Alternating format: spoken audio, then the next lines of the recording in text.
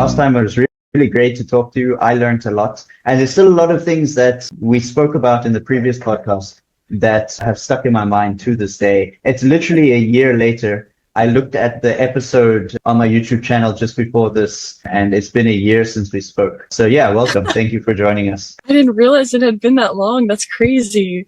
Thank you for having me on. Yeah, pleasure. Welcome back. I'm glad. Last time was really fruitful, so I thought that I would just contact you again and see if you were keen, and I'm glad you are. For the people that haven't seen the previous podcast with you in it, if you could just give a recap of what is nonviolent communication. Yeah, so nonviolent communication is basically a framework, and another way of viewing it is seeing it as compassionate communication.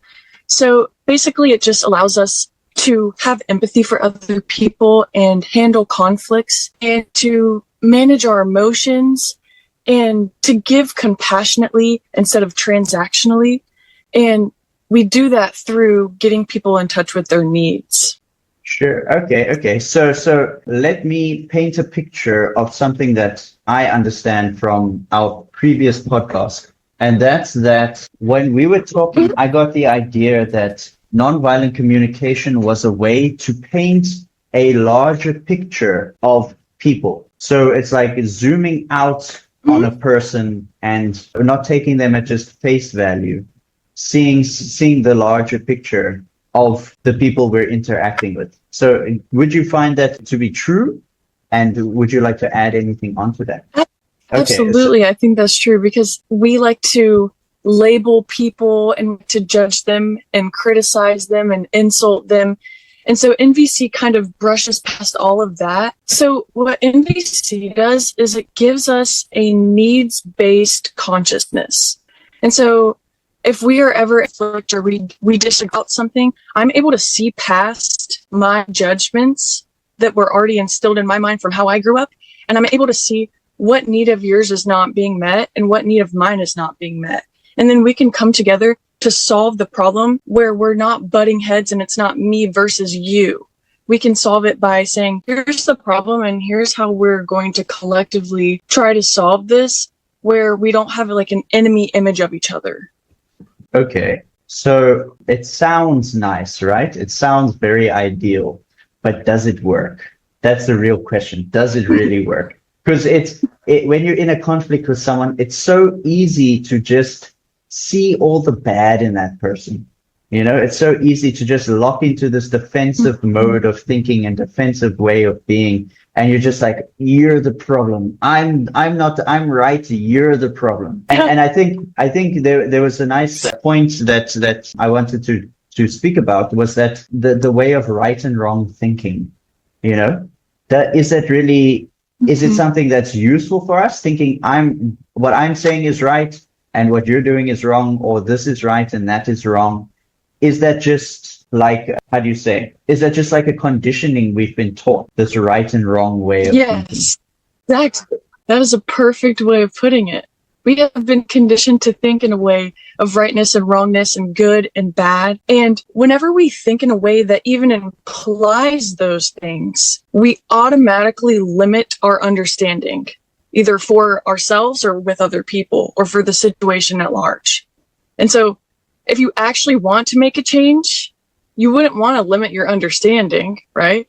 So what right and wrong thinking does is it leads to anger, it leads to guilt, it leads to shame, and it leads to depression. All things that I think most of us can agree are pretty uncomfortable things that we don't like to experience because as humans, we like comfort, right? And what right and wrong thinking also does is it promotes vengefulness and criticisms and insults. It makes us have these moralistic judgments against people and situations and ourselves. And if we really want to make a change, we need to get past right and wrong. Because in the long term, when you think that someone is wrong for doing something, you think it's right to punish them. And that's a whole other thing. A lot of people disagree with this, but whenever you punish someone, you're giving them a motivation for doing something. Because what happens whenever they don't see it as wrong anymore? Now the reason for them doing the thing differently has completely gone out of the picture. But there is a solution. And you're saying, does this actually work? There is a solution. If you can get them to understand the value of doing something differently or to not do that thing anymore, that is whenever you're going to see results long term, because we know this about punishment. Punishment is something that you have to continuously increase for it to be effective. We see that with children, right? If you spank your kid, about the 10th time that you do it, they're going to say, that didn't hurt, right? Or if you start taking away a toy, at some point, people will get desensitized to pain. They get desensitized to punishment. Whenever you see right and wrong thinking, or whenever you're implying rightness or wrongness, it's automatically going to lead to anger, guilt, shame, and depression. And you're going to think in ways that you say, I should have done this. I did it because I had to. I was supposed to do this. I didn't do the right thing. I'm so stupid for doing that. And I think that I'm bad for doing that because it was a bad thing. I'm a bad person, right? I should feel guilty for it. And all that does is keep you away from your needs. And if you're not connected to your needs, then it's really hard to meet those needs and to come up with a strategy that is beneficial for you, because you start to spiral. And so instead, what you can do is use nonviolent communication. And instead of making a moralistic judgment, you can make an observation. Think about what is objectively true. What is something that nobody could argue with because it is objectively true? Instead of saying, I'm so stupid for doing this, say, what did you do? Let's say I hurt somebody. Okay. If I hurt somebody, that might have met my need for safety, but the thing it didn't meet my need for was compassion, right? And so what I can do is say, what is something that could meet my need for safety, but also meet my need for compassion? And I can mourn the fact that I didn't meet my need for compassion. And then I get closer to coming up with something that actually meets my need and that is better for society or more beneficial or whatever for myself and the people around me. Okay, so there's a few points that I've just thought in my mind there. And the one is that maybe I've just got the wrong end of the stick, but there's times where I have done something, and because I was quote unquote punished for it, it helped me to realize to never do that again. It may have left me maybe thinking this way or that way about myself, but the higher purpose of the quote unquote punishment was there to really to show me that this is not something I should be doing. So do you think that punishment in that sense is something is still wrong? Or maybe not wrong, but like, maybe you understand not what beneficial. I'm saying, right? Yeah, not beneficial. Do you think it's still? Yeah, I do. Yeah, because it helped me to realize this certain thing that I was doing was wrong.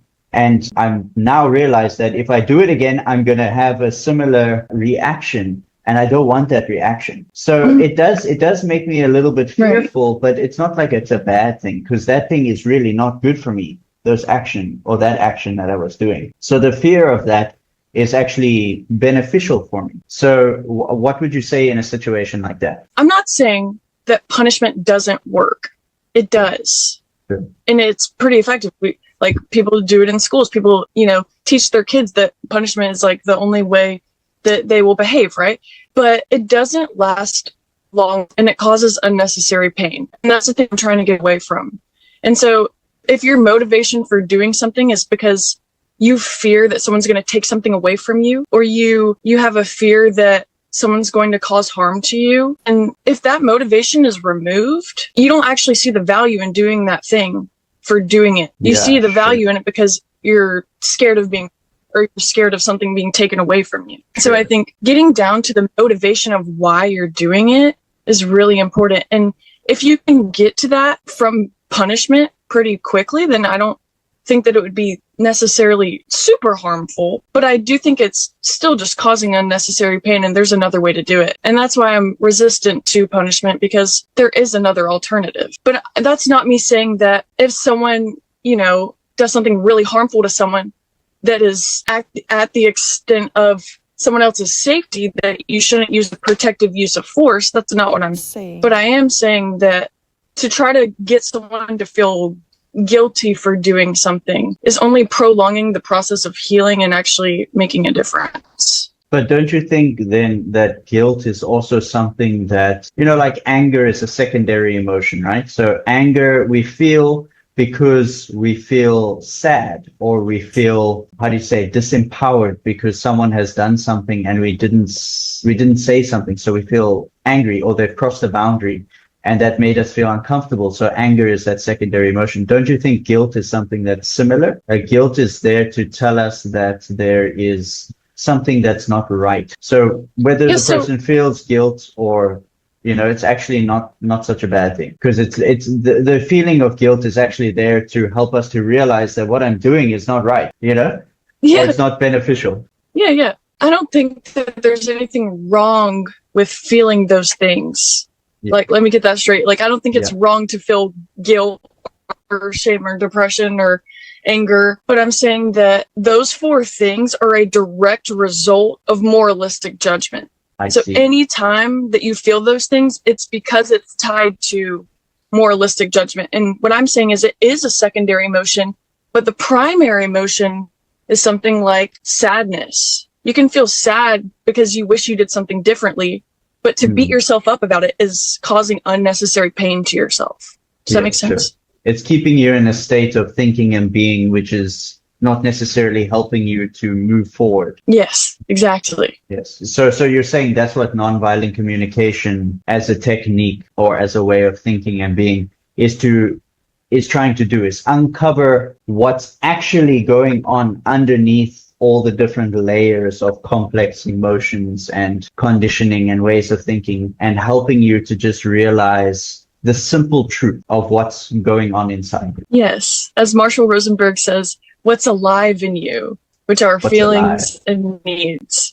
Okay. So yeah, because in the first podcast, you said, and one of your opening statements was, nonviolent communication is a way to get everyone's needs met. So my immediate thought was, whoa. Does every single need that we have need to be met? Because I don't think so, because I have a lot of needs. And I'm sure everybody else has like thousands and billions of needs. And I think that's one of the problems in the world today, is that everybody is fulfilling too many of their needs. Like there's like this, it's becoming like a greed in a sense. I need this, I need that over and above what I actually need. So is it beneficial to fulfill every need that we have? I would argue yes. You would? Okay. You have intrigued me. Okay, yes. I'm intrigued to hear the explanation. Yes. So most people, when they think of needs, they think of more money. I need this new piece of jewelry. I need to get my nails done. I need you to listen to me, right? I need you, right? None of those are actual needs. And the way I define needs is something that is universal, that is fundamental for the well-being of humans, every single human. So all of us have the same needs, but we all have different ways that we meet those needs. And so you have to make sure first that whenever you're talking about a need, make sure that it's something that every single person in the world needs. That's how you can kind of tell if it's a universal need. So like something like connection or safety or touch or authenticity. Those are all fundamental human needs that every single person in the world needs. And so first you have to get that definition clear, because if you say everyone's needs need to be met, but you're thinking it in a way like, I need you, I need this, I need you to do this for me. Yeah, I need that's where it gets really dangerous. And every single day. Yeah, I need 1 million pairs of shoes. I need the biggest, fanciest car that uses so much unhealthy, fuels and stuff like that. I need all of that. So because Sarah said I can get those needs met, that means it's true, right? Please no. Yeah, exactly. So we have to be careful what we say. We have to be very clear. You have to be very clear in how you explain something like that, because it's not your fault if someone misconstrues what you say, but at the same time, it is good to bring across a message that is very clear, so that it's very difficult to misconstrue. I appreciate asking for clarification though. Yeah, because would you say that your perception has changed given that definition, or do you still have some pushback on that? No. Yes. So you've helped to bring me up to date with what you were saying, what you meant in the first podcast. So that's great. So now everything is clear and we're okay.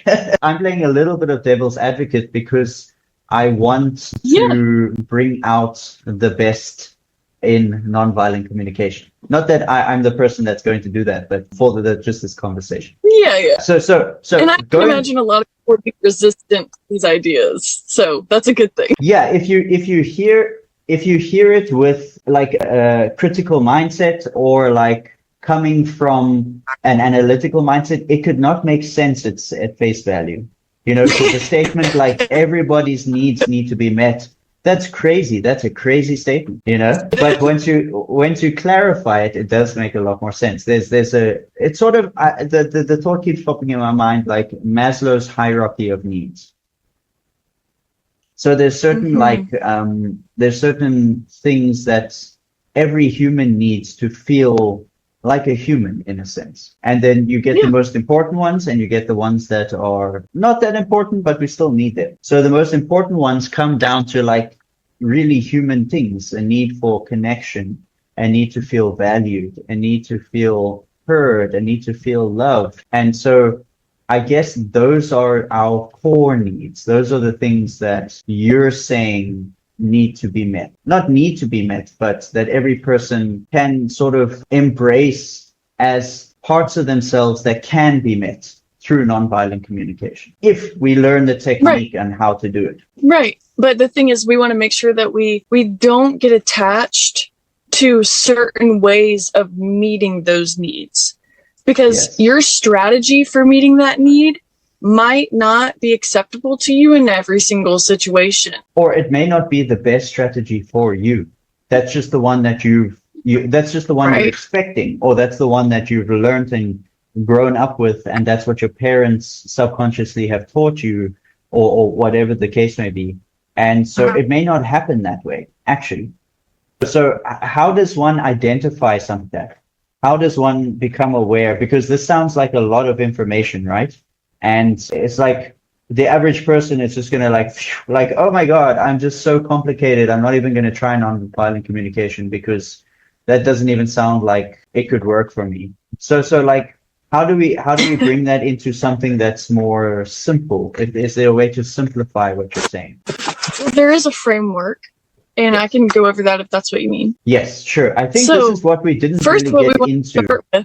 I think this is what we touched on, but we didn't get deeply into. So yes, I would love to go into this. Yes. Well, luckily for everyone watching, it's only 4 steps. Woo! I don't have like some 10-step framework. It's 4 like steps. 10 hours of intense listening and writing down. Don't worry. Okay, that's great. Yes, let's go. 4 steps. So the first one is observations, and then feelings, and then needs, and lastly, requests. Okay. So first what is an observation? Observations. Cool. What was the second one? Feelings. Feelings, yeah. The next one is needs. Needs. And the fourth one, requests. Yes. Okay, so let's shoot. Observation. So an observation is something that is objectively true. It's something that you observe, right? Mm-hmm. And the opposite of that is an analysis. So whenever we make an analysis, we're basically intellectualizing. We're using our judgment and we're using opinions. And so it's not actually rooted in what is objectively true, because someone else could argue with it with something that is true to them, right? You can have different opinions. And so what NVC does is we want to find some sort of agreement. And the way to do that is find something that is objectively true. Because once we have that point of agreement, then we can start to move forward and work on whatever the problem or conflict is. So observation, what is objectively true about a situation? And so for example, the middle ground, analysis, would you say? Yes, exactly. Okay. So let's say that you keep leaving your dirty clothes on the floor. I could say, you're such a slob. You never listen to me. You don't even care about this house. You don't respect me. All of those are analysis. But I could say an observation instead, which would decrease the likelihood of you being defensive about it, and say, I see that there are some clothes on the floor in the corner over there. Both of us can agree on that because it is objectively true. There are clothes on the floor over there. So once we find that point of agreement and there's not this butting heads, then we can move forward. So that's the first step. Find So a point of agreement that is objectively true. You want to stop turning each other into enemies. Correct. Yes. Get rid of enemy images. Yes, get rid of enemy images. Okay, that's nice. Is that actually like a phrase that the founder uses? Enemy images. Yes, it is. Okay, that's great. Okay, cool. So getting rid of enemy images. Okay, cool. So then you want to go into feeling or feelings. So in order to understand what a feeling is, we need to understand what a feeling is not. Sure. And a lot of people are going to disagree with this, but that's okay. I'm Sure. just going to say it. We're not here to be like. If We're here you to spread say the truth, something, yes. exactly. If you say, I feel misunderstood, that is not a feeling. And the reason that is not a feeling is because it says more about the other person than it actually does about your feelings. So if I say, I feel misunderstood, it says more about you misunderstanding me than it does my feelings. I might be sad because you're misunderstanding me, but I don't feel misunderstood. Same thing with victimized or disrespected. It says more about the other person than it does me. And so what a feeling is it actually describes how I'm feeling. So that can be, feel sad. I feel excited. I feel, trying to think of another one. I feel angry. I feel, yes, but that's a secondary emotion. But yes, still Yeah, a feeling. well, okay. It's getting closer So as to long as it doesn't describe the other person, Yeah, sure. yes. As Sure. long as it doesn't have the other person or another situation, then you're in the clear. Sure. So that's what a feeling is. Describe how you are feeling, not someone else. Sure. Without saying, I feel disrespected, I feel misunderstood. So you want to go beyond that. You want to Right. say, I'm Because what feeling, does that do? yeah, say, I'm feeling upset that I'm feeling disrespected. So I'm upset. I'm feeling upset. I'm feeling sad. I'm feeling let down. Yeah. Right? Let down is not a feeling though, because you're saying what they did. They let you down. You feel sad because they let you down. Okay. Okay. Well, anyway, I'm still learning. Okay. So But yeah, sure. no, I know. I wasn't trying to criticize you. I'm just pointing it out. Yeah, sure. Anyway, yes, let's. And yeah, then cool. from there we can move on to needs, because once we get past the feelings part and we're not blaming them for our feelings, we're not saying you're the reason for my discomfort, then we can get on to needs. Mhm. So what is a need? We already kind of went into this, but it is something that is fundamental to the human experience. Like it could even be something like clean water or movement or sleep, but it can also be something like trust, ability, or accountability, or dignity, or peace, or order. Those are all things that we need as humans. But something that we don't need is, I need you to do this for me. I need you. I need a whole new wardrobe. No, you don't. That's not a fundamental human need. So you need to make sure that it's something that you actually need, what all humans actually need. And that's a good way to tell if it's a real need or not, is does every single other person in the world need this thing to survive? And then the next thing, unless you have a question on that, do you want me to move on? No, pretty straightforward. Yeah. Fundamental needs, basically. Okay. Yeah. And we want to make sure that we don't mix the need with the request. And so whenever we're saying, I need you to do this for me, that's mixing the need with the request. So what is a request, right? A request is whenever I ask someone to do something to meet my need or to meet their need. But what a need is not is saying, you have to do this, or asking even with an expectation that they will say yes. So whenever we're asking someone, we need to make sure that we are okay with them saying yes or saying no, because otherwise it's a form of demanding them, because we're putting pressure on them to say yes, or we have an expectation that they will do a certain thing. Then they're not able to do it out of the willingness of their heart or the kindness of their heart.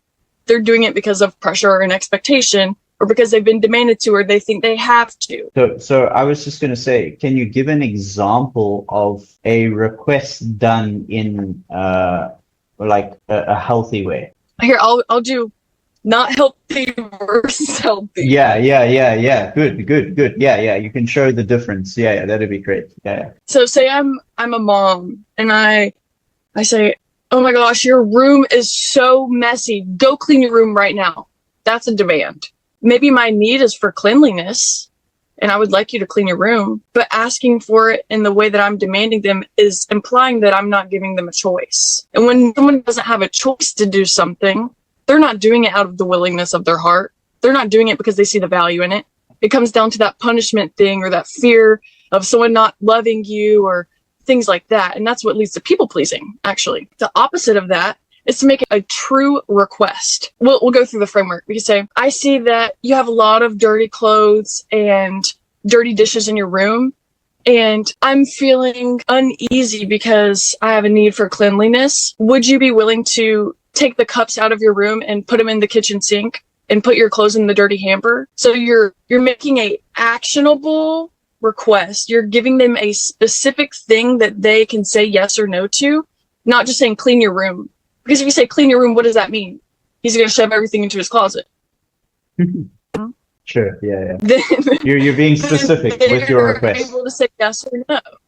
Yeah, you're being specific with the request. Exactly. Yes. And if they say no, do not punish them. Here's how you know if it's a request. Sure. If they say no, how do you react? If you react and you're screaming at them, or you're really angry at them, it probably wasn't a request. You probably wanted them to do it, and you asked them, but you weren't going to accept no for an answer, and you're going to keep pushing until you get a yes. But if you give them the opportunity to say no, then you're able to hear what need of theirs is conflicting with them doing that thing. So say he doesn't want to because he's in the middle of a video game or something. And maybe that doesn't matter to you, but you can understand that he wants to finish something before he starts something else, right? A lot of us, we like to do that, and that's a preference of ours. And so if you can empathize with that and see why he doesn't want to do that thing, why he's telling you no, then you can say, okay, well, after you finish the game, could you do this thing? And you got him to do it willingly without having to punish him or threaten him in any way. And that's what a true request is about, is giving them the option to say yes or no, so that you can actually get to the root of why they don't want to do it if they do say no. Yeah, sure. But it's like the why they don't want to do it is important, but it's also not that important. What's important is finding the middle ground, actually. Well, normally why they're doing it is because a need of theirs is not being met. And so if you view it from that lens, then you can say, okay, this is just a matter of needs. Sure. And our needs never conflict, but the strategies do. Yeah, sure. So we can come up with a different strategy that meets both of our needs. Yeah, it's I think I said this in the last episode as well. It's that a lot of the time we confuse bad behavior with the person. So bad behavior, for lack of a better word, is just really like arbitrary strategies that people have developed for doing things or for getting what they want out of life. And, but it's not that the person is actually a bad person. It's just their strategies that they have aren't necessarily positive strategies, or whatever you want to call it. Healthy strategies. They're just arbitrary strategies. Mm-hmm. Yeah. So it's sort of like you have to look through all the mesh and entanglement that is covering the person, and you have to like sort of like peel it and be like, hey, there's the real person. Like, what is that that's there? Yeah. But in front of that is all these little wires that are crossed, and they just make this like interesting human being, But so I have a question based on that, and that's like, how do you not get confused for like this sense of perfection over like allowing someone to be who they are, you know? Like everybody is a complex mesh of wires, and it's not that we need to change that necessarily. But Right. So are you saying that you want to have a way to like respect people's preferences? Is that what you mean? yeah, and respect where people are at, basically, you know, without trying to like correct it. Because I can imagine that you could use Yeah. nonviolent communication as a way to try and correct people, you know? Like I can see this mesh, and here's, for the lack of a better word, here's the right way to do it. Nonviolent communication is the right way, you know? So how do you Right. manage that? The number one thing is to prioritize connection over correction. Yeah, Because you what is said that, correction? and It's that telling makes sense. someone you're wrong. You're Mm, wrong for doing this thing and you should feel bad for it.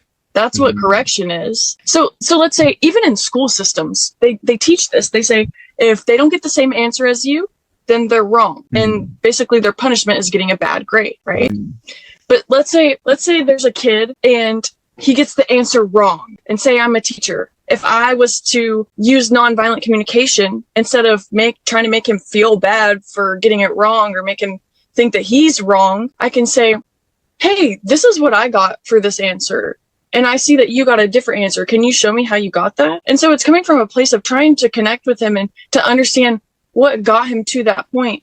And it's the mm, same thing, not only with a math equation, just in real life, it's saying, hey, I see that you did this thing and, you know, this isn't normally something I would do in that situation. So I just want to come from like a place of trying to understand what led you to make that decision. And that's what NVC does. It's not saying you're wrong for what you did and you should feel bad about it. It's saying, I want to understand what got you to that point and what is alive in you. What is something that you're really trying to get at? What are you needing that you're trying to fulfill? And why did you try to do it that way? mm. And then what? Does that make sense? Yeah, but and then what? And then what happens Well, then when you that's get where there? its strategy come in. That's where? What? Like, for example, in the math equation, you can Yeah. say, like, he shows me how he got it. He got a different answer. And I can say, oh, I got this answer. Well, normally if they go through and walk you through and say, I got this answer because this and this and this, you can say, oh, well, let's try this. And let's break it down. So instead of looking at the numbers, we could break it down into like 4 dots plus 2 dots and then add them all up. So then instead of saying you're wrong and here's the right answer, you're actually telling them how. You got your answer. And in math, it's different because there is one fundamental way of. Yeah, I was gonna say with maths, but I guess it's sort of like there are fundamental ways that things can be done in life. So I guess you could also, if you understand the fundamental way of how things can be done, then you can also sort of guide people to the fundamental way, right?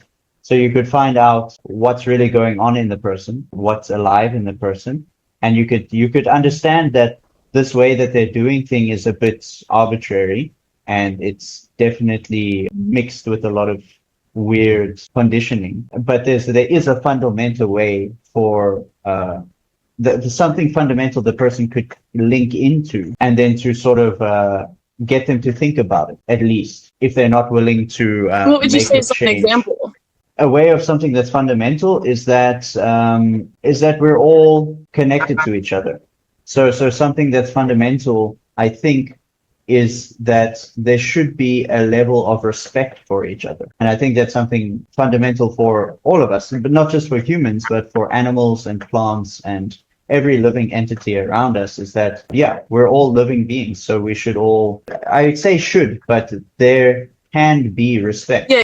And that's something fundamental, because a lack of respect is where we start misusing each other, because we don't really understand that there really is not much difference between you and me.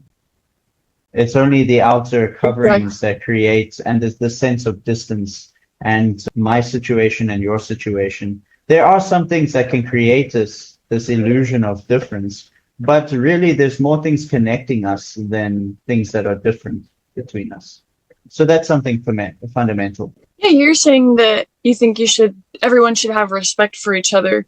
And I guess the way I reframe it is that it's a fundamental need. Because when you say like a fundamental way of being, it kind of implies that there's only one way to do it. But we know about respect, like my need for respect might be met one way, but yours is met a completely different way. Sure. You know, and maybe what someone does to meet my need for respect, it might not meet your need for respect. And so I think that's the only difference between what we're saying. I think we're on the same page, just saying it differently. Yeah, and like in the sense of like we're all on the same boat, right? And it would be very beneficial if you could play your role on this boat in a way that's unique to you, but still beneficial to the rest of the people on the boat, because the boat is going in a certain direction, right? And yeah, it would be beneficial if we could all play our roles individually and in our own unique ways, but at the same time together, because that's what we're all here for a reason. And the reason that we're all here is in whichever way is unique to you, but it has its similarities. For instance, like we're all servants. That's something that everybody is doing consciously or subconsciously, is we're serving the world around us. So we serve our parents by being good children or being children. We serve our friends by being friends. We serve our loved ones or our partners by being a girlfriend, a boyfriend, wife, whatever the case may be. We serve our pets by being owners, the best owners that we can be. So ultimately, we're all serving something, right? So service could be like this boat that we all find ourselves on. And your service or your way of service or serving could be different from mine, but ultimately we're doing the same thing. So there's like another, I would say another fundamental that we could all link into is that that's what we're doing, whether we realize it or not, is we're all serving something. So I would say whether that's a fundamental need or, Service is a fundamental need. Oh, yeah. So exactly. So we're all offering service and we're all being offered service in one way or another, which is a love language at the end of the day. Absolutely. Yeah. And it's something Absolutely. that we all need to survive. Yeah. Without it, where would we be? Where would you be without the comfort of service from your family and friends? And where would I be without the comfort and service from my family and friends? And also the service of nature, like nature offers us. Yeah. Nature offers us food, nature offers us water, and nature offers us so many things, oxygen, and it's doing it as a service. It's just giving, you know? And so the one of the questions that was put down here is to live compassionately, which I think is something that comes from understanding that there are fundamental ways or fundamentals to life. Let me not say fundamental ways of doing things, but fundamentals to life. Whether your way and my way are the same, that doesn't matter. The fundamental of life is that, you know, we all need and we all benefit from being of service. So I don't know if the question is quite there yet, but the question that as it's written down is, so what does it mean to live and give compassionately? So, well, one thing that you were saying that I want to touch on first is about service and about the belief that people need to respect each other and things like that. There is a core belief under all of that, and that is that humans are intrinsically valuable. So in order for all of this to work, we need to understand that humans are intrinsically valuable, because otherwise you're not going to have respect for people or their needs or their feelings. So that's baseline. It's not just humans. It's not just humans. I'm going to scratch humans and say living entities are valuable. Yes. Yeah. Yes, most definitely. I completely agree with that. So whenever we talk about compassion, I think about compassionate giving. And so the opposite of compassionate giving is transactional giving. And this is what we see so much in the world today, that we don't even recognize compassion for what it is. And whenever we receive compassionate giving, we automatically assume that it's transactional. So if I do a favor for you, then you'll be like, oh, what can I do to repay you?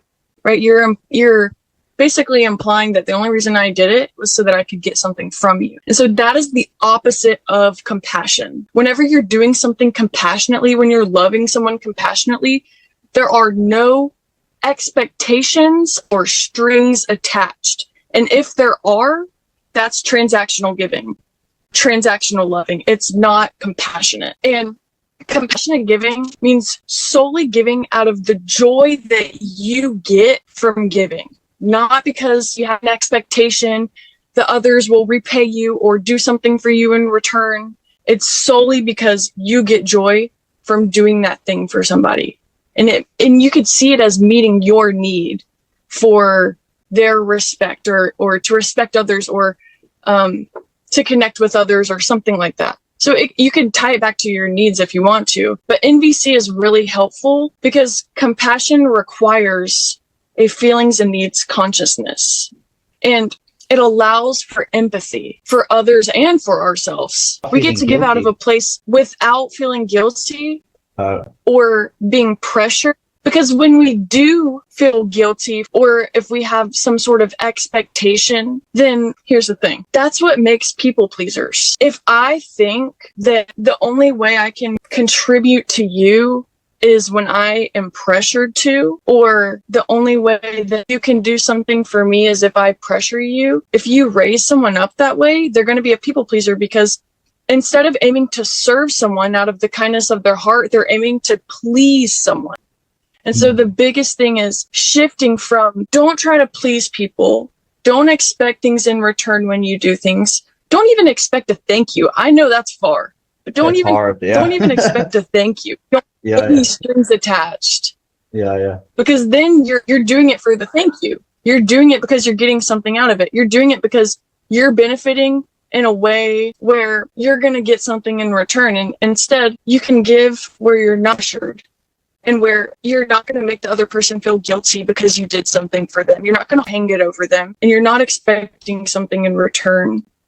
And that's the key to compassionate giving. You have to do so out of the joy that you get from it.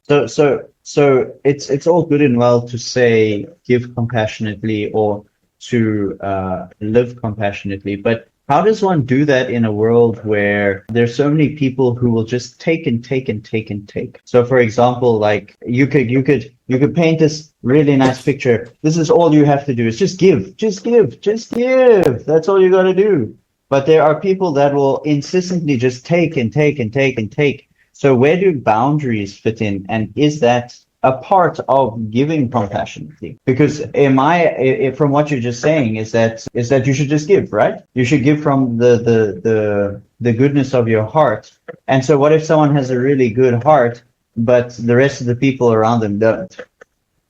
I mean, where they're at. I'm not saying intrinsically they don't have a good heart, but some people are really covered by a lot of stuff, and they're just very far gone. So where do boundaries come into play? Above all else, you need to prioritize your well-being. Prioritize your safety. If there's something that is costing you, something that is detrimental to your health, then you need to learn how to say no. To give and give and give and give your all and not expect anything in return. If you don't know how to say no to things, people are going to walk all over. And so here's how you say no. We kind of touched on it earlier, but whenever you're saying no to somebody, you need to communicate with them what is keeping you from saying yes. Because if you ask me to do something and I just look at you and I say no, you're not going to have any understanding for my reason of not wanting to do it.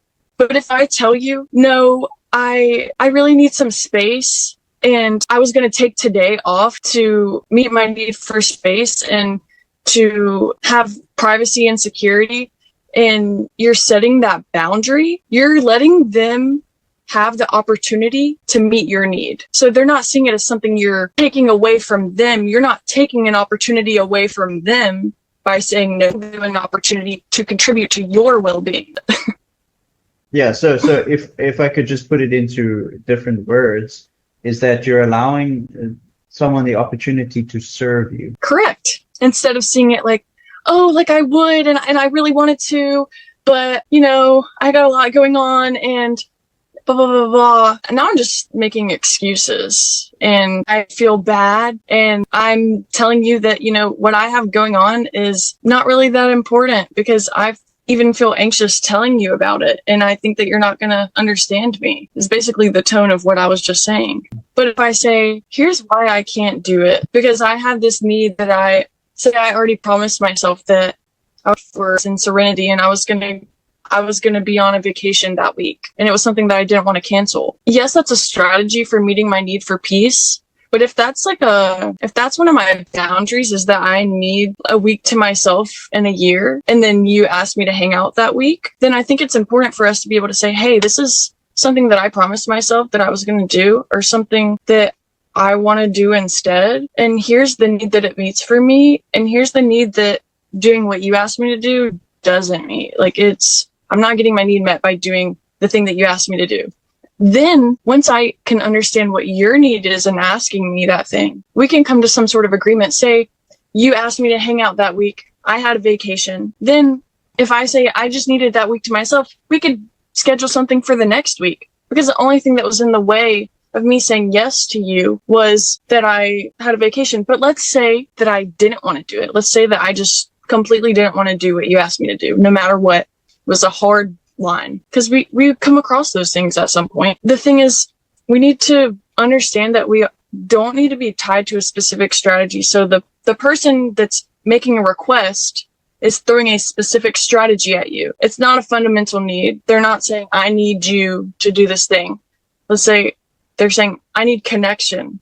So that maybe the way that we could say, I didn't want to hang out, but the way that we could connect was to FaceTime or to text or something like that. There's other ways that you could get that connection where we don't have to hang out. You know what I mean? Yeah. So I have some thoughts on, like, for instance, the one that's just fresh on my mind now, but I'll come back to the one that's before this, is differentiating a moment where you need to communicate and a time when you don't need to communicate.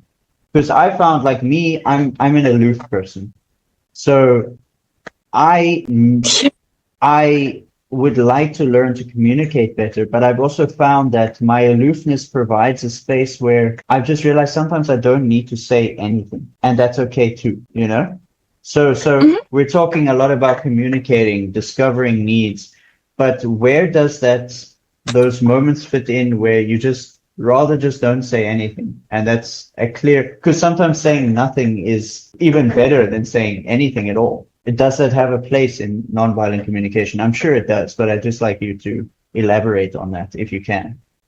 Yeah. So kind of what you're getting at is something that's really important in NVC, which is being able to listen or to not speak. And we need to make sure that whenever we're listening to people that we're actually hearing them. And sometimes whenever they're not speaking, you can still have empathy for them and use NVC. So say you're really upset and you don't want to talk about it. I can still think about what you're feeling and needing. It doesn't require someone else to be talking. I can still have empathy for you and understand what you're going through and do something that will try to help you. Or say there's nothing wrong, or there's nothing that you're feeling discomfort about. Well, then you don't really need to use nonviolent communication, because NVC is basically for conflict resolution or whenever your needs are not being met. So the other important thing is sometimes it's important to communicate with someone that you don't want to talk about something or that you need space.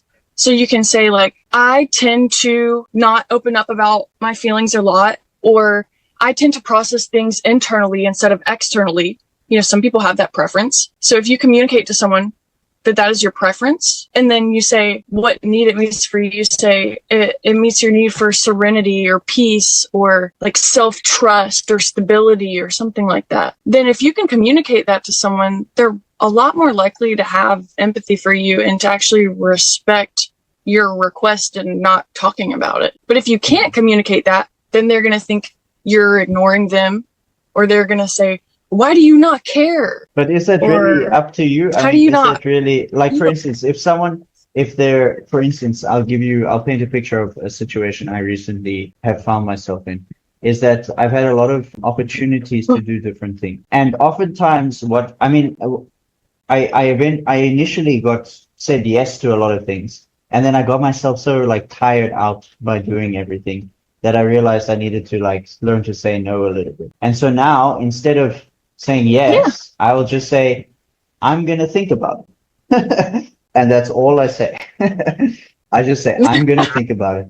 Thank you. I will appreciate the person. And I say, thank you for the opportunity. Let me think about it. That's all.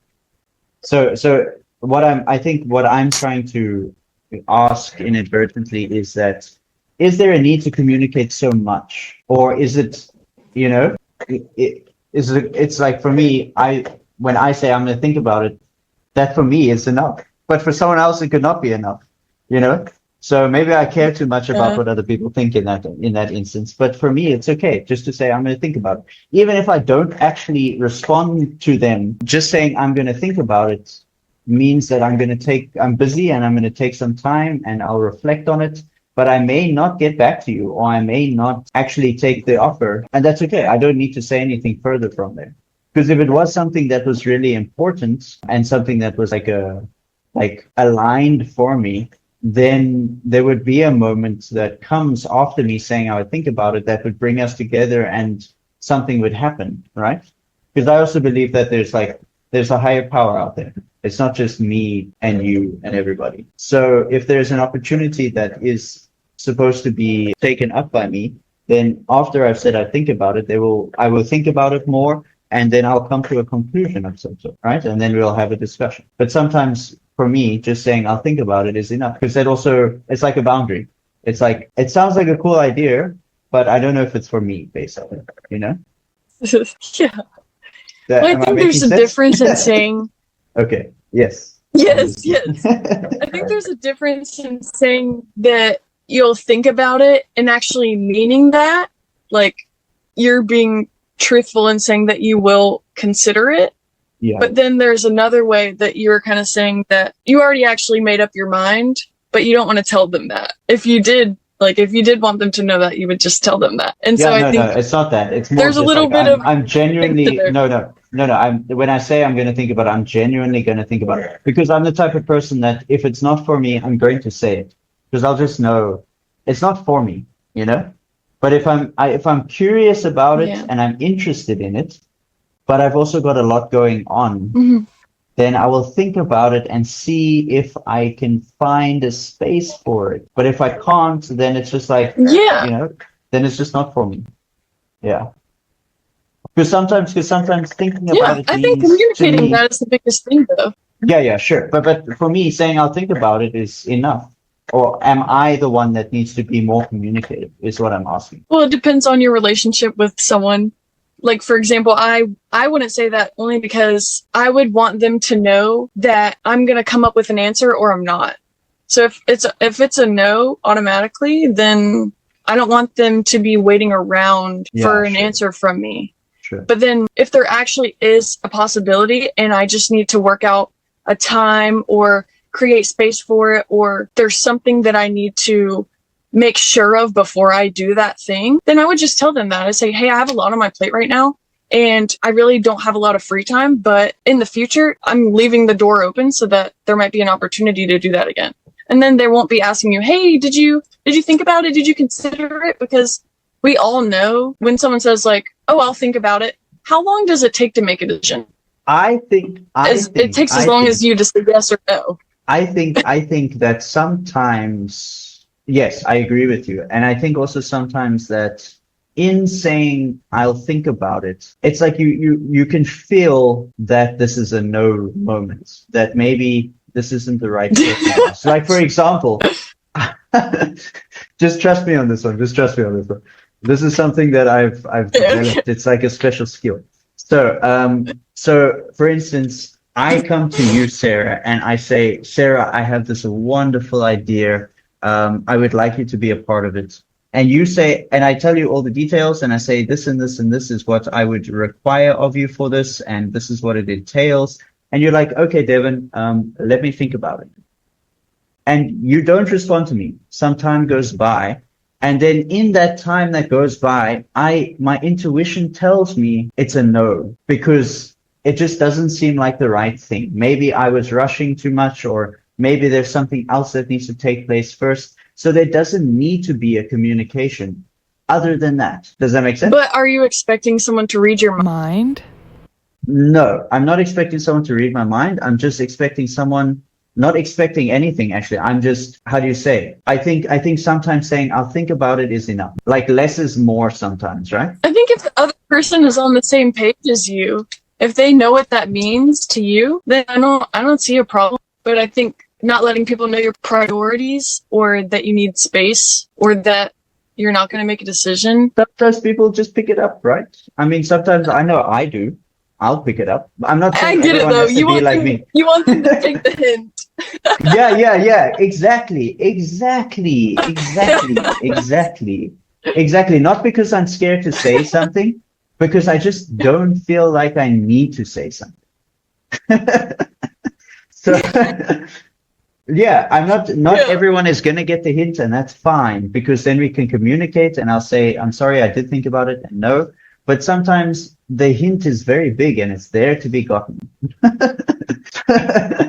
So like, if I you get didn't get that. the hint, that's I fine. I'm would no judgment. We're on the side of clarity, but I do understand where you're coming from.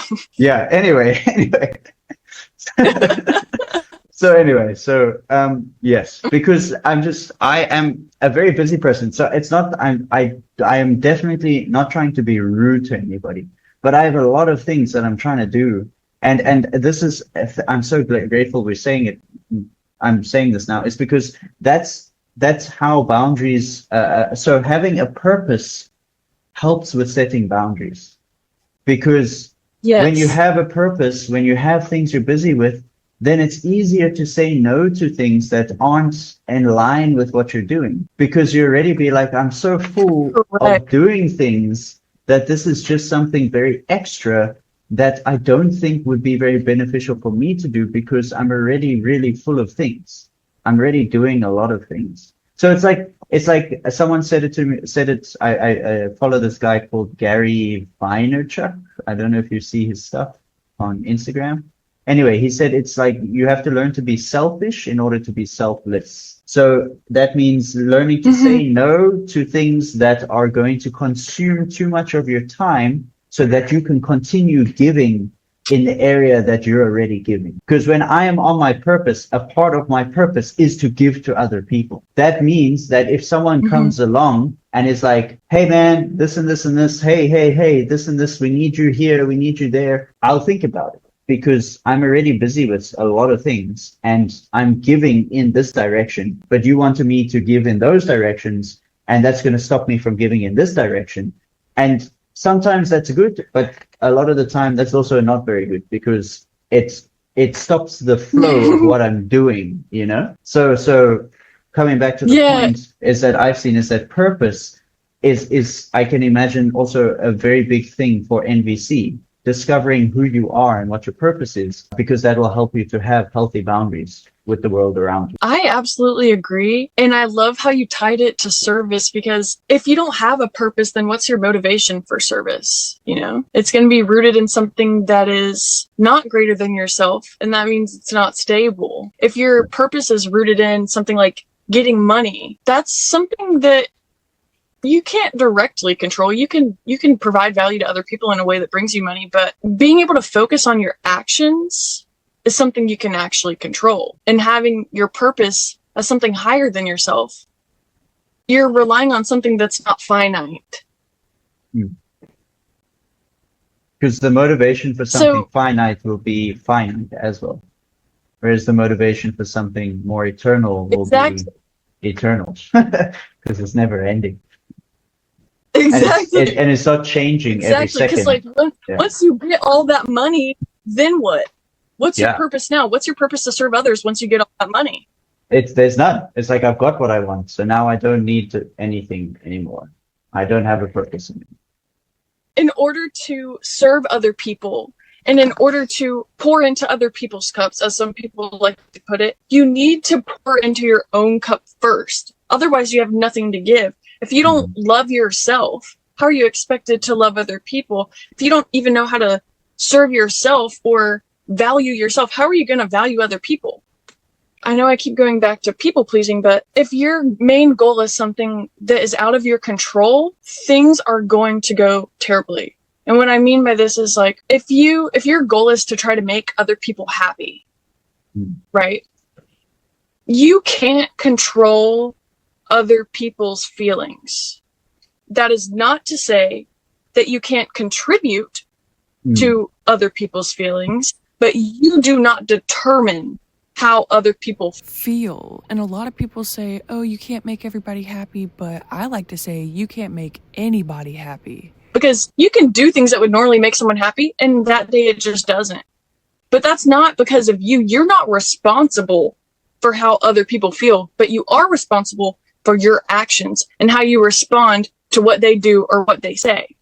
And so to think that you can control other people's feelings is a form of subtle manipulation. You're saying, I have control over the way you feel and how you're going to feel in this situation. That's manipulation. As much as people don't like to see that, people pleasing is a form of manipulation, but I do empathize with those people. because it's a survival mechanism.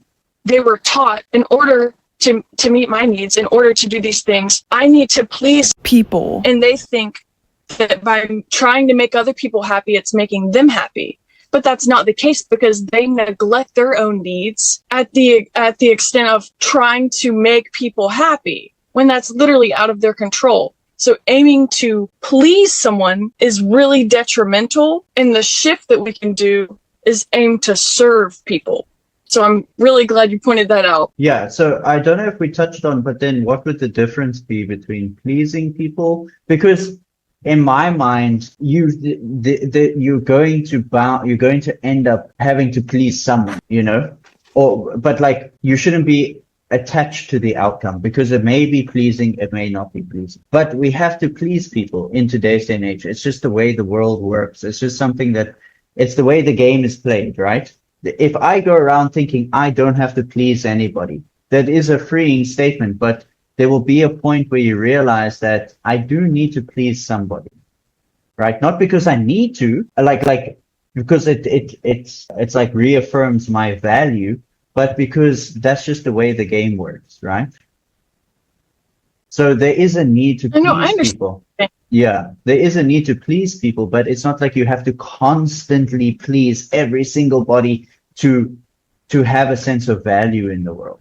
And I think there's a difference. That's the difference between people pleasing and then how the world works. Because you do need to please people. Like if you watch anybody in any situation where there's like an authority figure, you do need to please the authority in some way or another in some circumstances, whether you're at work or whether in your household or whether in a society or something like that. Yeah, I'm not saying you have to go beyond and above. If someone is really doing something wrong, you don't have to be pleasing to that person. Like, that's just silly. But there is a need to please, to serve, because that's how relationships work, right? You want to play into the relationships, because we're in a relationship with everything around us, and specifically with other people. And so to play into that, and to play the game, not saying it in like this cold, everything's just a game, but to play into the game of life, pleasing others is a part of that. But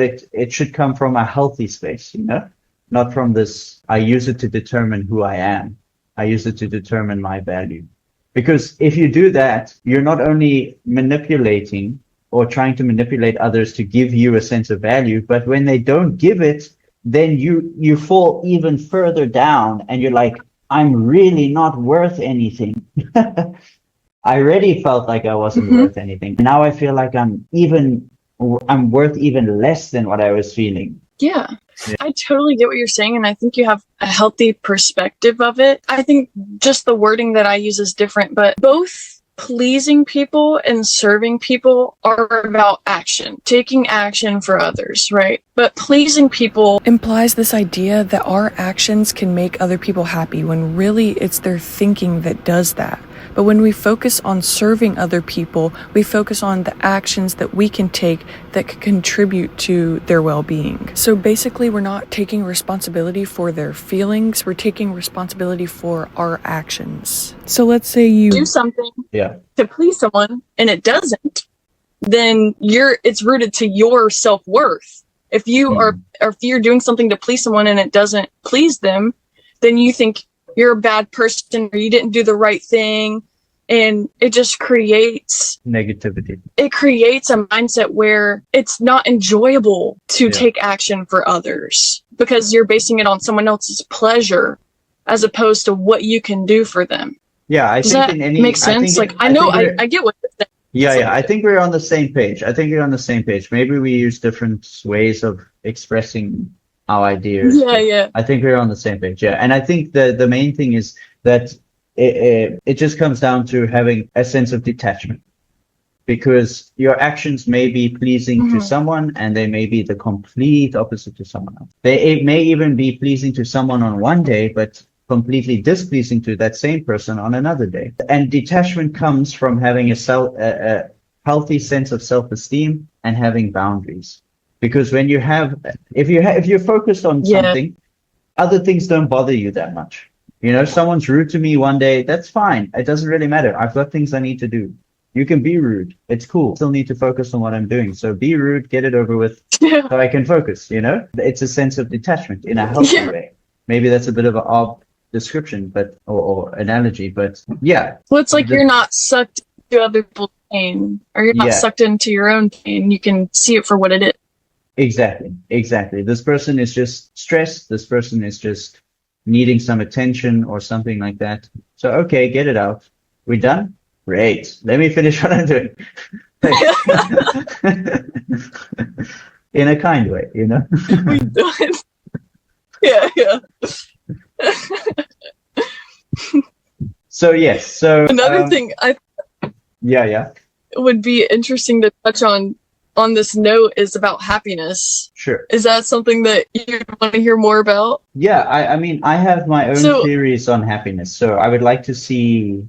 Yeah, let's see where it goes. You're welcome to start and dive into it. I'll pitch my idea, and then I can hear yours out, and we can discuss it. Is that cool?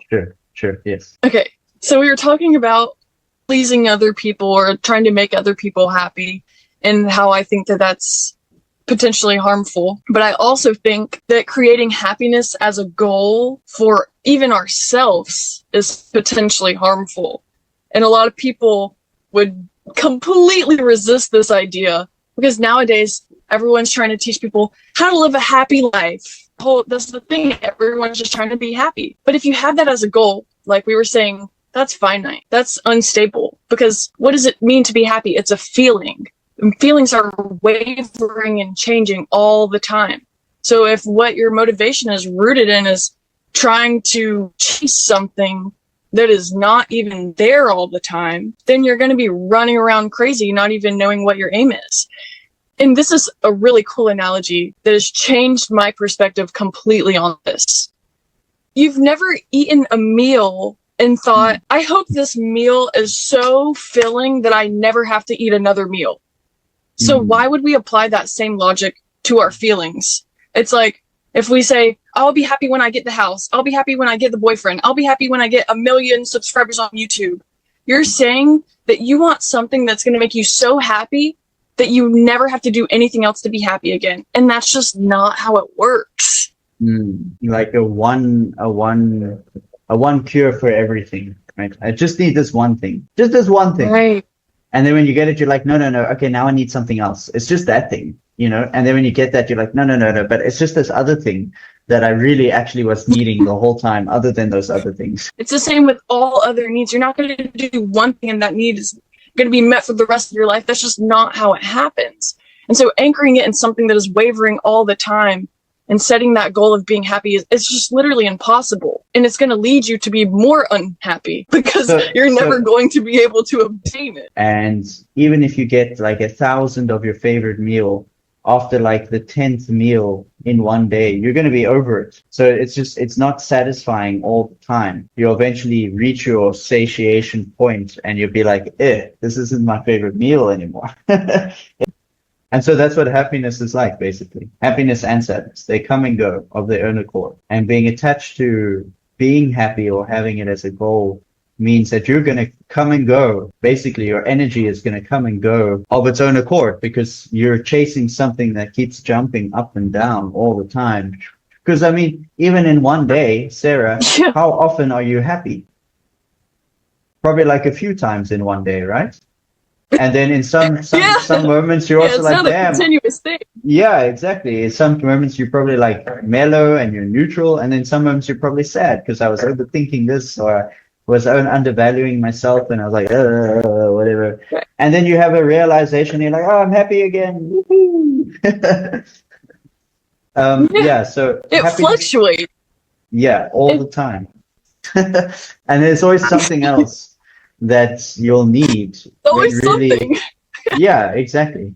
And that's the nature of, according to the philosophy that I practice and read, it's the nature of the soul is to always seek pleasure. So we find pleasure in many different things, but ultimately real pleasure comes from being of service to the world around us, and giving the world something valuable, you know? And that's where real pleasure is found. Yeah. It doesn't come from temporary things.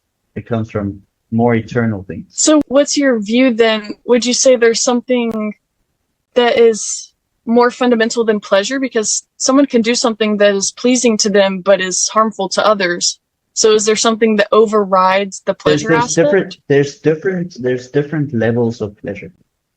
So there's more eternal pleasure, which will come in a higher frequency. The actions will be of a higher frequency. Like there's different ways we can achieve happiness. There's temporary happiness and there's more long-term happiness. But happiness is just a word, right? It's actually, you don't derive happiness, you derive a sense of peace from it. Yeah. So pleasure. Yeah, or joy. Joy is that persistent. Or joy. Yes. Yeah. Or bliss. The language is just a way we describe things. There's many different ways you can say the same thing. And so pleasure also has different levels to it. So someone may find something that's very destructive, very pleasurable. But then is the pleasure like covered by ignorance? Or is it actually something that is actually pleasurable? Like that is bringing, because something that is actually pleasurable is not going to be just pleasurable for you. It will also be pleasurable for the world around you. And I think that's what we get confused with in today's day and age. Are you saying there's like an objective standard for what pleasure is, and some people, they get it confused and they think that it's something else? I guess I'm a little confused because when I think of pleasure, I think of it as this subjective thing that's like different for everybody. It's sort of like a preference or like something that brings me pleasure is different than something that brings you pleasure. So but there's fundamentally there's things that give all of us pleasure, and it could come from just a few things. So for instance, like being loved, that gives everybody a sense of pleasure, unless you have some weird thing that's like shuts you off. Yeah, like a psychological thing that you're completely unlovable. But fundamentally, there's things like that give us all a sense of pleasure, a sense of inner, like it lights you up, boom, you know? So pleasure is not just a subjective thing, but it can be in a certain frequency, or a certain set of actions can just give you subjective pleasure. But there are things which are higher than that can give you non-subjective pleasure, whatever the opposite of subjective is. Actually, I've never thought about it that in-depthly. But yeah, so there are things that you can do, and then there are, how do you say, there is a state of pleasure which is not based in just material things. Because pleasure, whatever, so again, in the philosophy that I practice, anything here in this world is also in the spiritual realm. So we can experience pleasure here.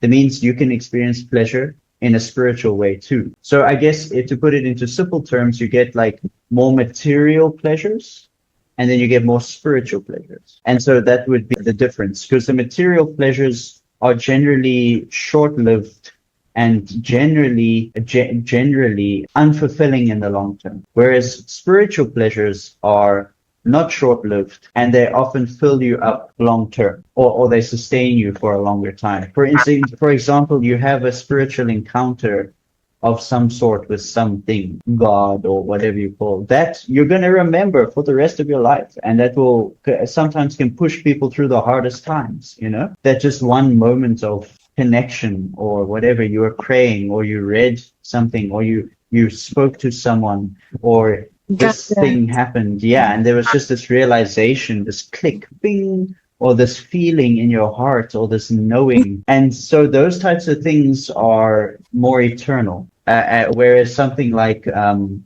gonna drink this Coke because I'm celebrating a win. Woohoo! You know? Like, No. it's pleasurable, but like, No, if I'm had to glad you do made it- that distinction.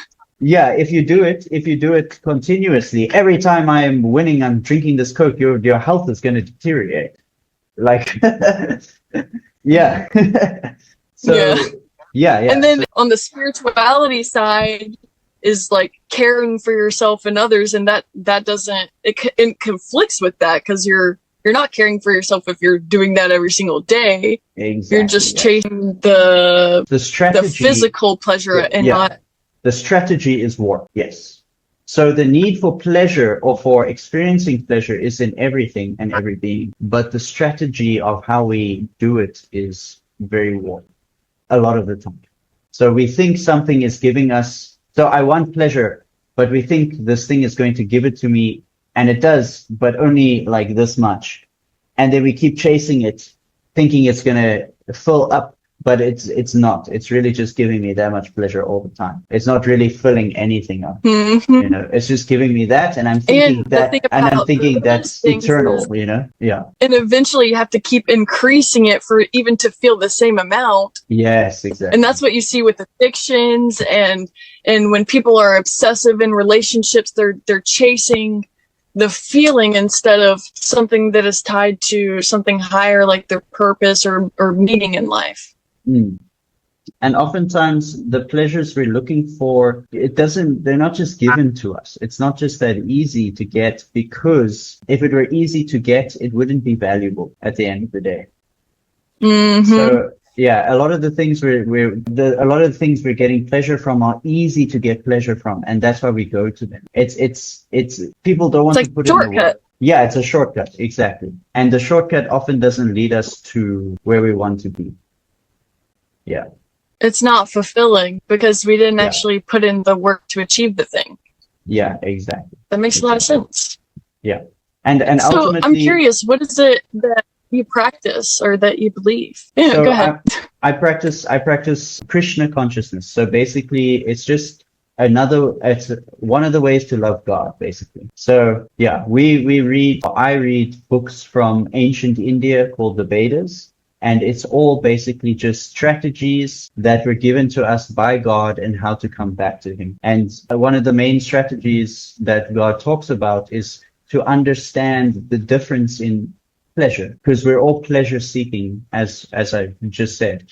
We're all pleasure seeking by nature. It's in our soul's DNA. But the thing is, we need to learn to seek pleasure in the right places. Whereas a lot of the time we're running backwards, looking for the things that are only going to come from going forwards. And yeah, so yeah, that makes sense. I'm not familiar with Christian consciousness. I've definitely heard of it, but Krishna consciousness, yes. Krishna. Okay. Yeah, so Krishna, it's a Sanskrit name for God, which just means all attractive. So if God is if for example, God is the origin of everything, that means He's the origin of all beauty, all wisdom, all wealth, all renunciation, all power, everything. That means He's got everything. So that makes Him very attractive, because that's what we want, right? A lot of the time. We want the power. We want the beauty. We want all the knowledge. We want all the fame. We want all the renunciation in the world. And so Him being the person that has all of that makes Him all attractive. So Krishna is just a name for God, which basically explains who He is. He's all attractive. Yeah. Just like Sarah, you have your name, but people will call you different things. God has many different names, but He's still one person. You're still one person, even though I call you Sarah, your mom calls you daughter, your husband one day will call you wifey, your friends call you bro, sis, whatever they want to say, but you're still Sarah. So God is still one being with many different names and many different paths that all lead back to Him. Yeah.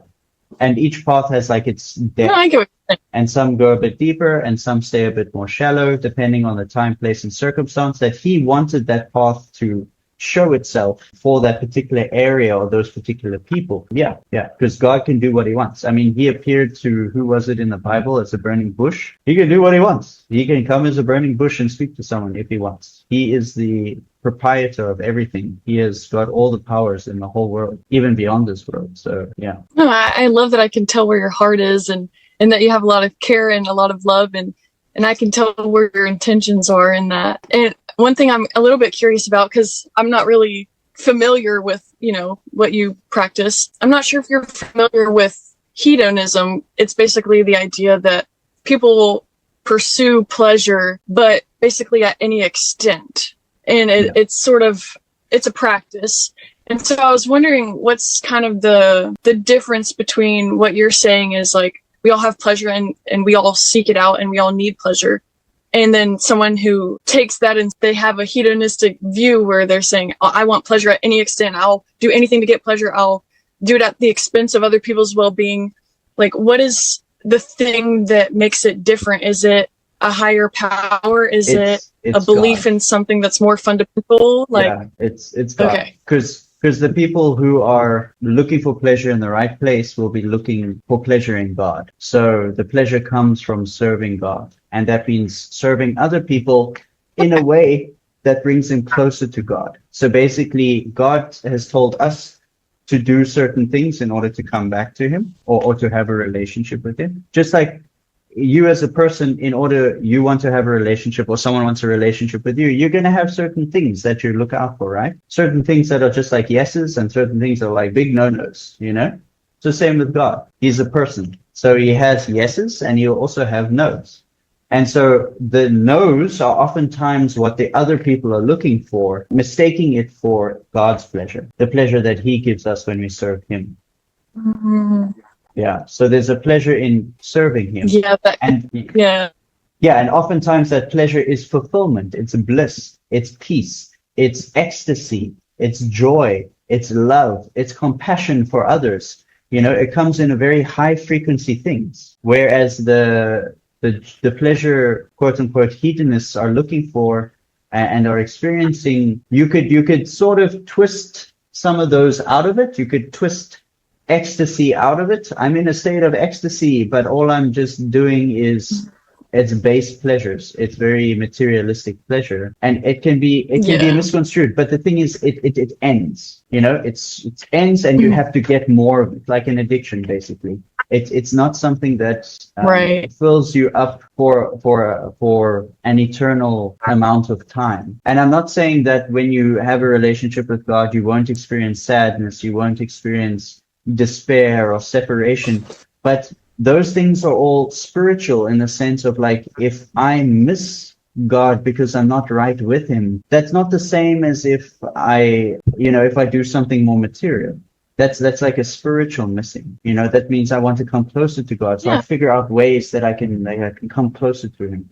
And in it's so spiritual, because now you're just thinking of ways that you can serve more or ways that you can, get closer to God, which is great. There's nothing wrong with that, There's nothing wrong with being quote unquote hedonistic. It's just, it's not going to give you what you ultimately want. So it's not that this is right and that's wrong. It's just that this is going to give you what you intrinsically really are needing, if we're coming back to needs. And these things are not going to give you what you need. They're going to just fill you up a little bit, and then you're going to need it again. And then you fill up, and then you need it again, So yeah, there's a difference. Yeah. I like how you explain that, because I really do believe that it's hard to fulfill your purpose whenever you don't have a connection with some sort of higher power. And I know that we believe in different things. I believe in Jesus, and I believe that he is the only way. You say it's but we still both are rooted in You say it's different, yeah, but it's the same. So I would implore you to use your own philosophy in nonviolent communication to, how do you say, not see your way as being the only way. Isn't that, you said something like that? Yeah, exactly. Yeah, because Christians do that. That's the only thing that's separate I'm not from criticizing. for me. Yeah, I'm not criticizing that. I'm just saying that it's sort of limiting to other people and their relationship with God. Yeah. So you can still be a Christian, and you can still be. I know, and that's That's open to completely others. different than my NVC stuff. Yeah, I wasn't even going to touch on it because it is a bit polarizing. And I understand that, but I know you were talking about what you believe. So it's something that I would, on just a personal note, is something I would implore you to pray about and ask Jesus or God to help you to find resolution in that, for your own sake, so you can join NVC and your spiritual path together. Because it's very hard to do that if there's like these core things that are just polarizing, at least at the moment, you know? I also think that there are some people that don't believe the same thing as me that will go to heaven. And I know that people that are Christian will also resist this idea, but I think that some people aren't given all the evidence they need to believe. And I don't think that that is all the time people's faults. And so I don't think of my God as someone who punishes people for something that is not their fault. And so I think that he is full of mercy and restorative justice, and he wants to have a connection with these people. And there's some people that know everything and still resist him. But there's some people that they need a few more pieces of evidence. They just need a few more things to have a better understanding. And I don't think that they will be punished for that. You know what I mean? Yeah, I don't believe that punishment in the way we were referring to it. Like, I don't believe that God is one who punishes in the sense of what the Bible teaches. So the Bible can be quite... Are you talking about the Old Testament, the New Testament? Somewhere in the Bible. I haven't read it that in-depthly. I know it because my mom's a Christian and I was a Christian to start off with. And in a lot of ways, I still am. I wouldn't say that I'm not a Christian. I believe in Jesus. I believe that he came down here and he spread the message of God like he did in the stories of the Bible. And I believe in a lot of the teachings of what Jesus said. I just have some different views on what he said. Not different from what he said, but just different to how people interpret it in today's day and age. And what was I going to say from that is that... You're talking about punishment. Punishment, yes. So, for instance, like the belief of heaven and hell, I also believe that in my spiritual practice, in my teachings, in my relationship with God, it is spoken about. Hell is spoken about, but it's there as a way of correction, because there are certain things which give you, it's like you reap what you sow, right? So there are actions which will give you less than desired outcomes. And so if you keep doing those, then there needs to be corrective measure. Just like in society, if you kill someone, there needs to be a corrective measure. So the same happens on a larger, grander scale, is that if you kill someone, not only you go to prison in this life, but you have to, your soul needs atonement on a more spiritual platform. And so there's a place like hell, which gives you that. And hopefully after you've gone there, your soul remembers, hey, that wasn't a cool experience. Let me not do it again. But there's no like eternal damnation. Just because you did something bad, you're eternally damned to a certain place. No, because the soul is a part and parcel of God. So God doesn't want his parts and parcels to stay far away from him. Yes, sometimes God takes the role of the father who has to correct the children so they can know right from wrong. Because there are certain things which are wrong and there are certain things which are right. For instance, like killing. It is wrong. It's considered wrong because you are infringing on another soul's existence. And so there needs to be repercussive action taken so that you learn not to do that, because it's out of the laws of nature or out of the laws of God.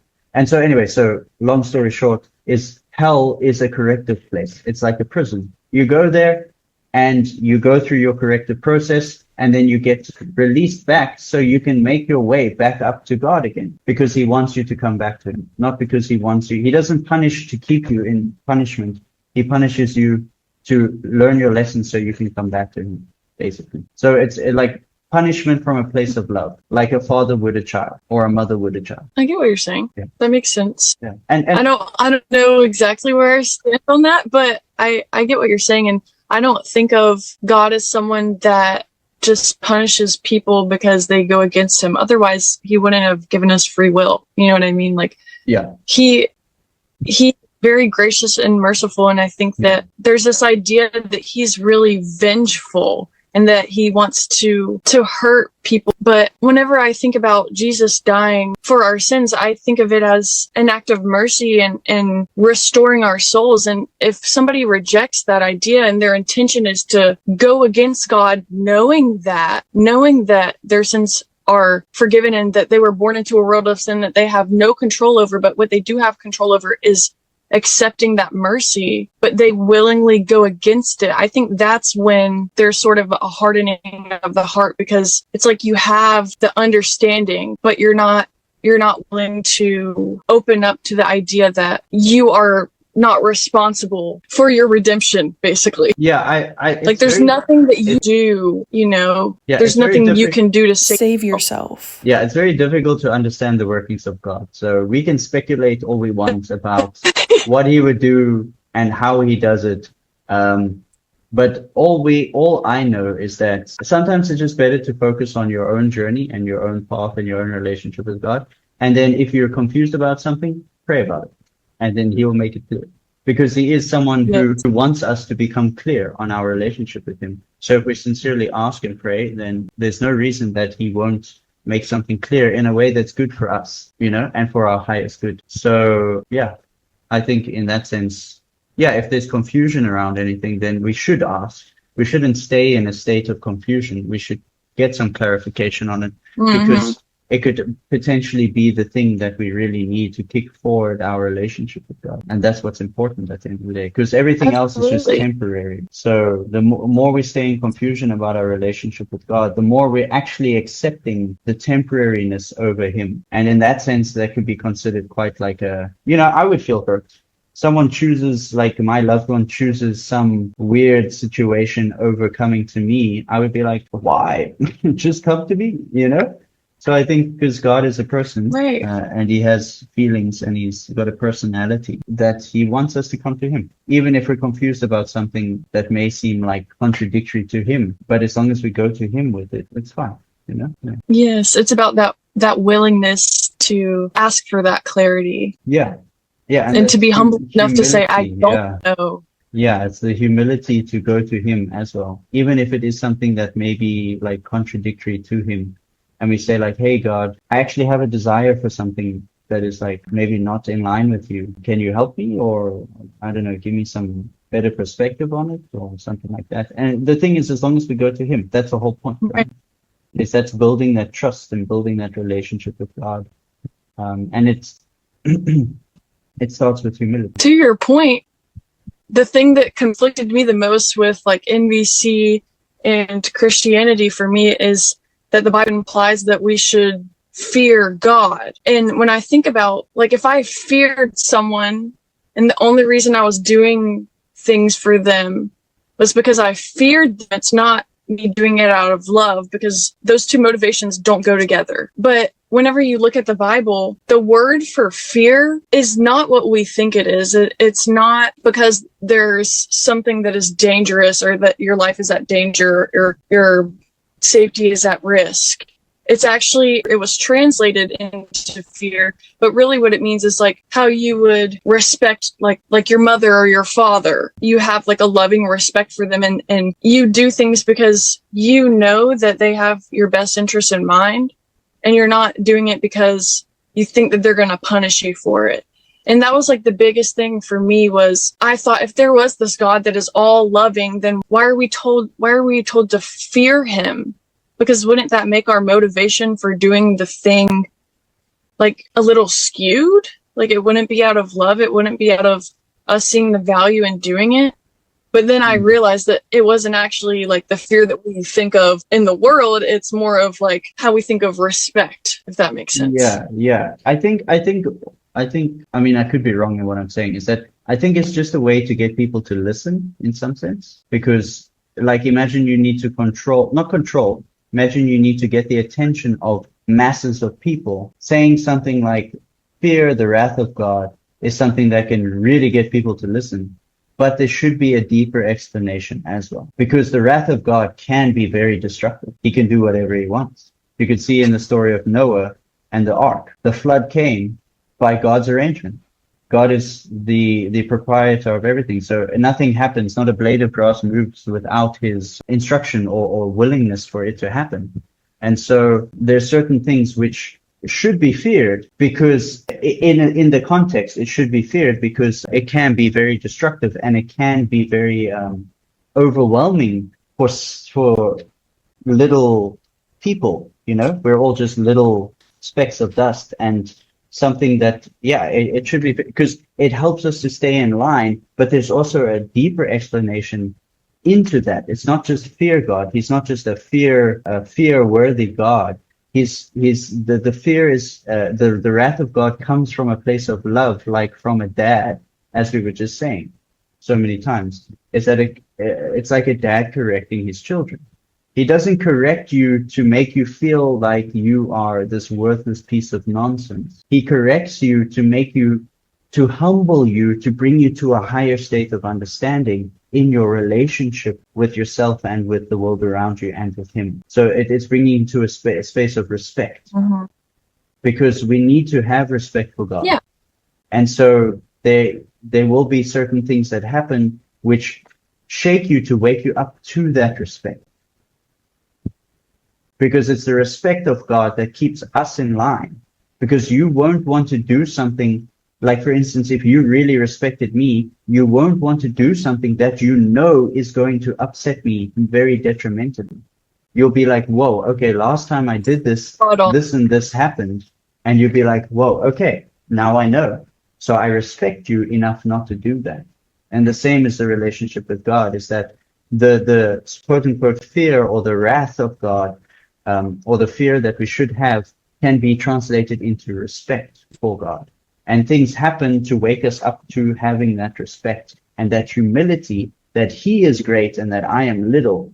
And that's just the way it is, you know, and that's okay. That's a beautiful explanation. Yeah. And unfortunately, people have used religion and God and the idea of God as a way to control people. Any religion, people have used it to control people in different ways. There are people that have tried to use it to have power over people instead of having power with people. And I think that's what we're called to do, is to have power with people instead of power over people. Yeah, and at the same time, it's also I think it's to be like, to be able to be in a group or community, and also to be able to stand on your own two feet. Because a lot of the time, because we're here, it's natural that other people will see your light and want to dim it. And so you have to be able to learn to stand in your power or your walk with God, just like the many saints and sages before us who had to go against the grain, you know, even of their own people who were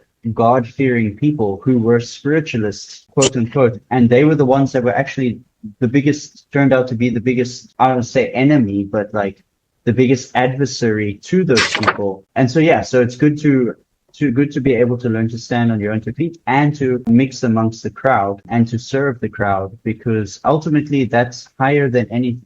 It's said it's a really nice part of the philosophy that I read. It said that when you're serving God, it's like a bee that is surrounded by the flower when it's trying to get honey. And so the act of serving God is the protection of the flower.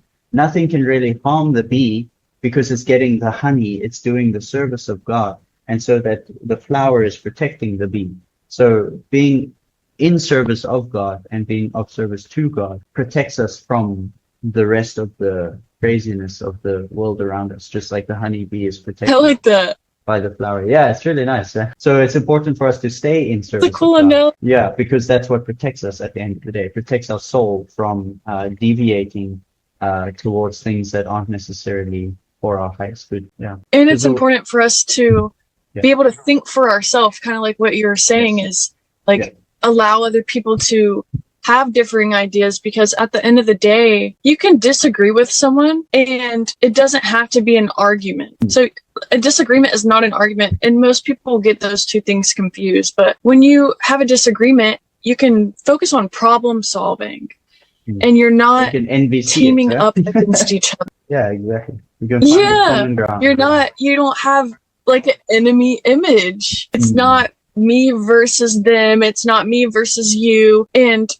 we can get what we need out of a situation, which, like, say it's understanding or something, without having to agree on the same point and without having to yell at each other or blame each other for like thinking differently or saying that they're wrong, or, you know, it's having that understanding that allows you to disagree and have differing ideas without it becoming something that is conflicting with your connection with them. Yeah, I mean, I agree with you. And I also think that there's room for individuality. So if you know how to do something in the right way, where you can be you and you could argue with someone and you could shout at them, but you shout at each other, but in like such a way, let me finish, in such a way that there's like the sense of playfulness, you know, the sense of respect still for each other, or at least from one person, from my side to the other, then have your relationship. That's what relationships are about, right? It's not about being perfect.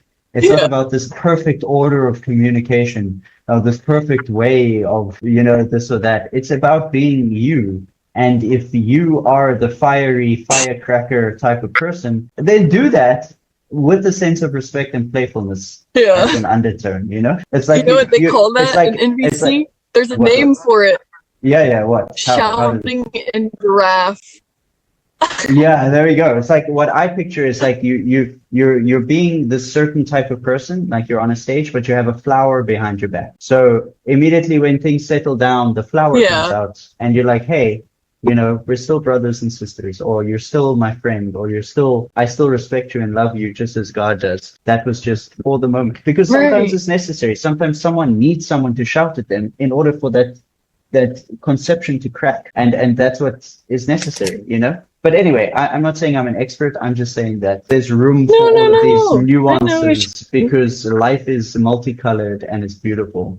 Yeah, as much as it is messed up. I think intention is what you're getting at. It's like, if your intention is to try to make someone feel bad, or your intention is to serve a higher power, like there's a big shift in that. So like, say you're talking in a louder tone of voice to someone, but your intention is to hurt them, then obviously that's going to come off way different than trying to get a point across to somebody and you happen to raise your voice, but you're not trying to harm them. Like, the other person can still have understanding from you, or understanding for you. Yeah, you're projecting your energy at the person's. You're projecting your energy at the person's strategies, not at them. So you're tracking the strategies the person has created. You're not directing your energy towards hurting the person. Yeah. So there's a difference. Is that you're aware that there's this weird strategy or this misconception or something, and so what you're doing is you're directing your energy at that strategy, not so much, or not at all, at the person themselves. So you're not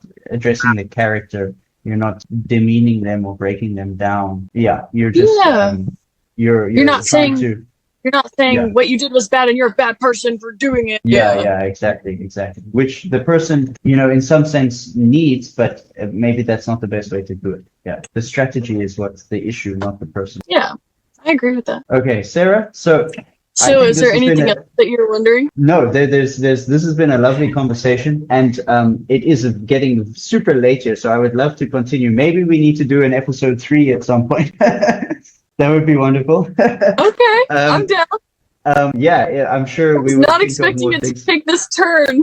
Maybe. I'm just saying. I was a little hesitant. I was a little hesitant to get into religion, but I think because we have different perspectives, that people will be able to see it as like, these are just two people with differing ideas able to discuss the same topics and, you know, come to agreements and disagreements and not try to impose their beliefs on everyone. And I think that the way that we went about it was a healthy way, and not trying to like tell everybody, you have to do this, you know? Exactly. And I think maybe, if anything, it's just a good way to show how to be two God-loving people from different perspectives, which is what God wants us to do at the end of the day. Love thy neighbor, right? So, yes. So thank you very much, Sarah. I appreciate it. Would you like to say anything to close off? If anybody that is watching this or listening to this wants to find Sarah on any of her channels, I will post the links to her Instagram and to your Facebook, or I'll do your YouTube. I think you have YouTube and your Instagram. And I've read some Twitter. I can just give it to you. Yeah, sure. Okay, yeah. So I'll post all of that below if you want to contact Sarah. And yeah, anything you want to say to close off? If there's anything I had to say to close off would be, if you ever feel an uncomfortable emotion, don't see it as something that is bad. See it as something that is telling you that you're not in touch with your needs. And I promise it will make the biggest difference for you. Something that is not in touch with your needs. Okay. Something to reflect on. It's a signal that you're not in touch with your needs. Oh, it's a signal that you're not in touch with your needs. Okay. So the bad emotion is just saying, think of it as hey, neutral. yeah, it's like someone coming to you and saying, hey, you need to get in touch with yourself in a certain way. Yeah, you're like, figure it out. Yeah. Yes. Yeah, basically. Okay, that great. was one of the most important things I learned at NVC. That's why I wanted to close with that. Okay, that's wonderful. I appreciate that so much. Okay, so thank you very much, Sarah. Thank you, everyone, for listening. Thank you. We will see y'all in the next episode. And yeah, hope you like this chat. Coming soon. Yeah, chat soon.